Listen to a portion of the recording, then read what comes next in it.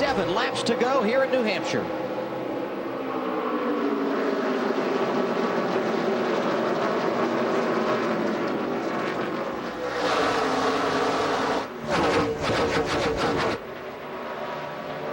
That penalty for Dale Earnhardt Jr. tail end of the longest line. He's back in 33rd now. As we got 4 cars you could throw a blanket over at the front of the field.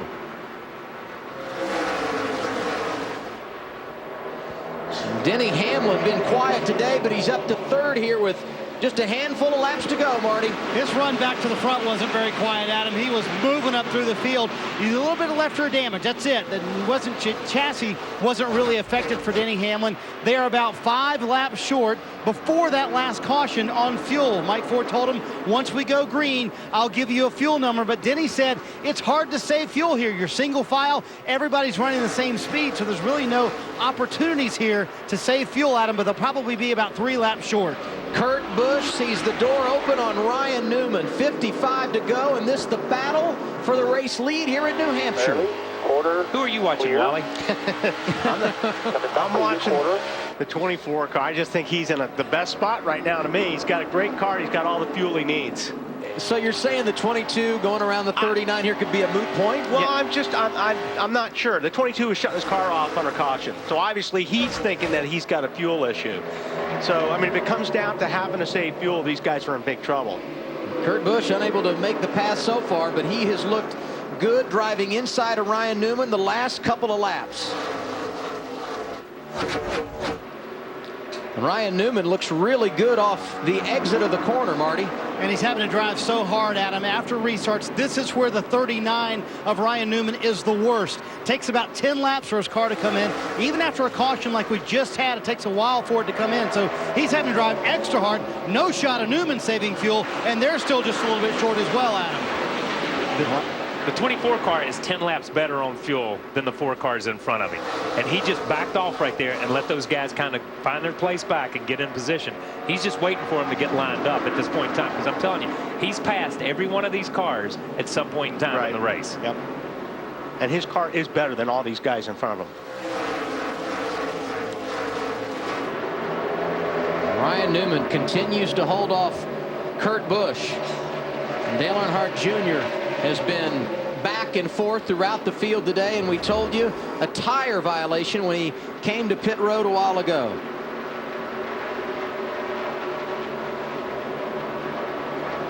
And the penalty for him, tail end of the longest line. He's now 27th in the running order. Back to the front. Ryan Newman continues to hold off Kurt Busch. Carl Edwards tucked in 3rd as we have 51 laps to go.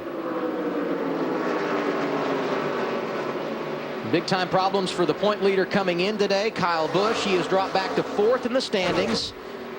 Carl Edwards, as of now, the point leader, and Kurt Busch 2nd as he tries to go after the race lead into turn 3. That 22 gets a really good straight run up off the corner, but when he drove down in 3 there, the car washes up. He loses the nose a little bit behind the 39, which opens up the door for Carl Edwards. Yeah, it killed the 22's momentum, and now Carl Edwards in the hunt. And Jeff Gordon continues just to lay back behind this bunch, as does Denny Hamlin. Caution. Jamie McMurray running 7th in the late stages, Chris. Yeah, you talk about those problems they had earlier, a lap down because of a loose lug nut. Well, strategy has gotten them back in this race. The problem is they're 7 laps short on fuel, and Jamie McMurray doesn't even know it because they've been having radio problems. The team has been trying to reach him, but he's not responding. They've asked him to hang his hand out the window going down the front straightaway, but he doesn't do that. So they realize Jamie has no idea that they are short on fuel, so the team right now making a sign. They better make a bigger sign than that, because he ain't going to see that sign. And one reason he's not going to see it is he doesn't know to look for it. Yeah. He doesn't know to look for the sign. You know, in the days when they use pit boards and they use signals, at least you could tell the driver knew to look every couple of laps to see what the pit board was. But these guys can make all the signs they want to, and I'm not sure he's going to see it because he's not used to coming off turn 4 and looking over towards pit road. And that'd be a tough break for a driver who played strategy early and then lost a lap, got it back and running in the top 10, and Speaking of the top 10, Tony Stewart spent most of the day there, and here he goes around Jeff Gordon. And I'm going to tell you, that's a big pass because he started working Jeff on the outside and passed him, got position on him on the outside coming out of turn 2 and took that position away from Jeff. Yeah, Stewart got right on the back of 24 about 7, 8, 9 laps ago and kind of faded a little bit. So I'm not sure if he was just all of a sudden just chilling out on his tires or what, but boy, he's gone now. He is making that outside groove work right now, and we've not seen anybody make that work like that. Everybody's passed to the inside, it seems like. All of a sudden, Tony has moved up the racetrack just about a half a lane, and when those guys go to the bottom to protect the bottom, because that's what everybody's been doing all day, he just drives around them on the outside. That's 2 impressive passes of 2 really strong cars. We talked about pushing the button to make it go. Tony Stewart is, and Gordon now to the inside of Kurt Busch. Well, what about Jimmy Johnson? I mean, yeah, he didn't have any track position. Got in the top 10. The spin was running outside the top 25, and here he is with less than 10 to go in the 7th spot. The runner-up position on the line, and it doesn't last long. Tony Stewart to the inside of Denny Hamlin, and he's going to make it stick as he comes off the corner. I guess the question is Newman have the fuel? Yeah, and that's going to be the question between him and 14. Between he and his teammate is going to be, does Newman have enough fuel to go to distance? 8 laps to go that last time by. 7.5 laps now remaining. That'd be ironic if Stewart won because his teammate ran out of fuel in the last lap, because that's how he lost this one last time. And McMurray now out of gas. He makes his pit stop. Newman halfway down the back straightaway. 2.5 laps to go. Stewart doesn't want to get real close to his teammate, I don't think, right now. You want to be real careful that guy doesn't run out of fuel when you're right behind him. Right in, yes. But, you know, he has closed up. Ryan has done a great job these last 2 or 3 laps working his way through that traffic, because I'm telling you, he caught that traffic in the worst place he could have caught it, and he really didn't lose anything to Tony. He was patient and worked it, and he made Tony work it the same way in the corners, not down the straightaway.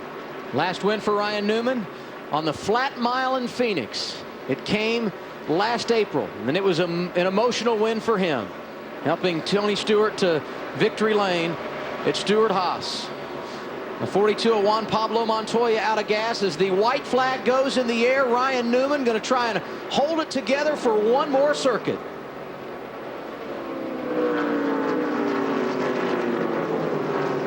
I'm nervous up here just watching him trying to hang on. Yeah, you know, you hate to see somebody run like this, and we've seen it so many times over this year and last year. Somebody lead this long in the race and then run out of gas right here as they go to the gas in the middle of the corner. Ryan Newman has had the dominant car statistically. Off at turn 4, checkered flag goes in the air. 15th career win for Ryan Newman, and right behind him, his teammate. 1-2 finish for Stewart-Haas. Way to go, race team! That's what you call it, baby! Way to go, guys! You saved it, baby! That was it!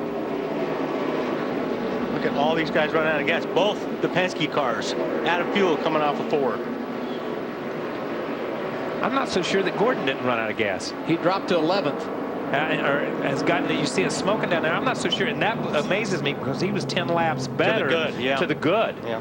And Jimmy Johnson comes back to finish inside the top 5 today. That's an incredible run. He and Denny Hamlin both had problems.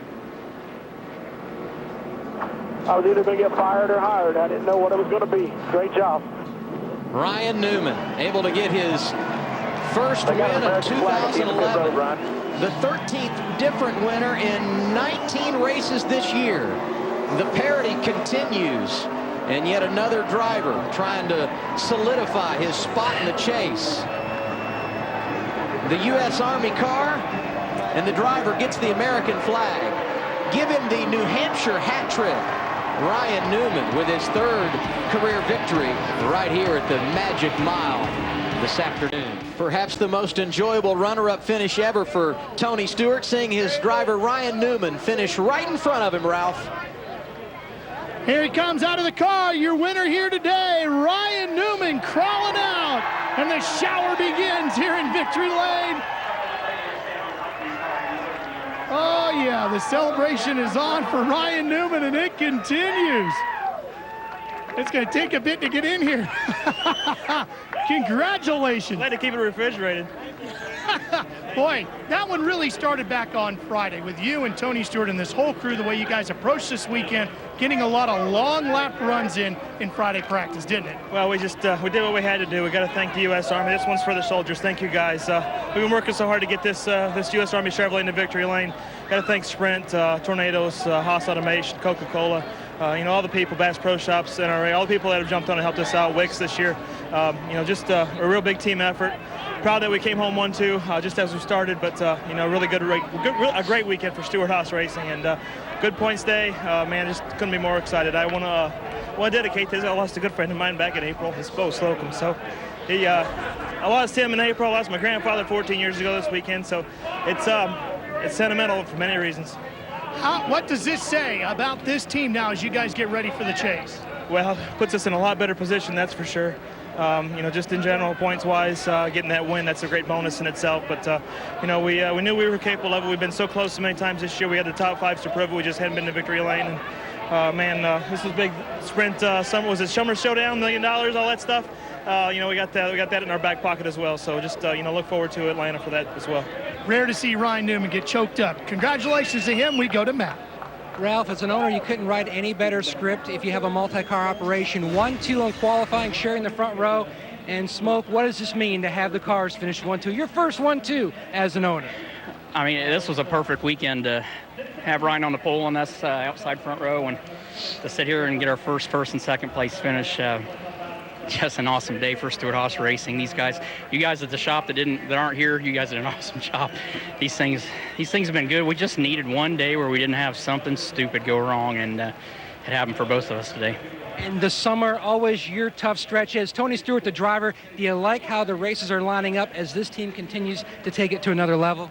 Yeah, we ran the Kings Royal last night at Eldora, and I got 3.5 hours of sleep by the time we got here. My dad said he thought I fell out of the seat last night, so I guess they don't have to worry about us falling out of the seat. This is definitely a stretch that we like coming up here. So this is a lot of momentum, and we couldn't have done this without Hendrick engines and Hendrick chassis. Those guys do a great job for us every week, and Darian Grubb and Tony Gibson, my buddy down there, Ryan. I mean, just an awesome job this weekend by all these guys. Now, I think Tony Stewart, the owner, should have Tony Stewart, the driver, race a lot more sprint cars on Saturday night before a Cup show. I agree. Well, Matt, somehow Tony Stewart's friend Denny Hamlin finishes third. How did you finish third? Because you were the last car on the lead late in this race today. Just perseverance on this FedEx team. They don't ever want to give up, and they push me when I want to give up. So it's just one of those days where we had to battle back, obviously, and third's a good day, but we just fought this car all day long, and it right there at the end, we made one adjustment that really woke it up, and obviously we were able to make moves there at the end towards the front. But good day for our FedEx freight team. Very impressive third place finish for Denny Hamlin, Adam. So Hamlin comes home in the top 5, and how about these numbers? The last time a team started and finished 1-2, like Newman and Stewart did here today, Hendrick Motorsports in the 1989 Daytona 500. Logano in the top 5, and we talked about Jimmy Johnson rallying late. And a great run for Casey Kane. And Bobby Labonte, I'm going to tell you something. He's been taken out, not of his making, out of 2 or 3 races. We saw it at Sonoma and some of that stuff. Down at Daytona, got in that wreck. Great run for him and that team. And Gordon finishing 11th, a tire that went down on the final lap. He was not out of fuel. Carl Edwards ended up 13th. David Reagan, not a bad afternoon, in the top 15. See, Landon Castle ended up 26th. I think he was one of those victims of the fuel mileage game late in the race, as was Jamie McMurray. Yeah, Montoya ran out of fuel there. Shouldn't have. We questioned if they got all the fuel in because we thought he had enough.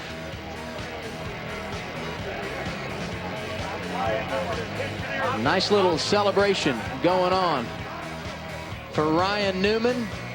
And we look at the standings after 19 races. Carl Edwards the leader, and you see how many points these guys are behind the man out front. Jimmy Johnson 7 behind.